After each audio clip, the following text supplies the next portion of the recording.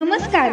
महाराष्ट्रातील विविध क्षेत्रातील बातम्या झटपट आपल्या मोबाईलवर पाहण्यासाठी लगेचच सबस्क्राईब करा राष्ट्रशक्ती लाईव्ह न्यूज आणि सोबत बेल आयकॉन प्रेस करायला विसरू नका.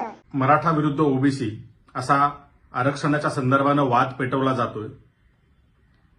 महाराष्ट्रातील गावाखेड्यांमध्ये आता तणाव निर्माण झालेला आहे. एकीकडे जरांगेची मागणी आहे की त्यांना ओबीसी कोटेतून सरसकट मराठा आरक्षण हवंय, दुसऱ्या बाजूला ओबीसी बांधवांचा त्याला विरोध आहे.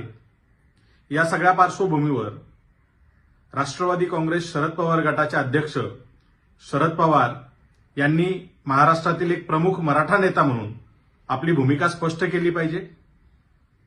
महाराष्ट्रातील या वादाला थांबवण्यासाठी प्रयत्न केले पाहिजे आणि त्यांचा पक्ष हा नेमका कुठल्या बाजूने उभा आहे. जरांगेच्या मागणीला त्यांचा पूर्ण पाठिंबा आहे की ओबीसी बांधवांची भूमिका त्यांना मान्य आहे, हे त्यांनी आता स्पष्ट केलं पाहिजे.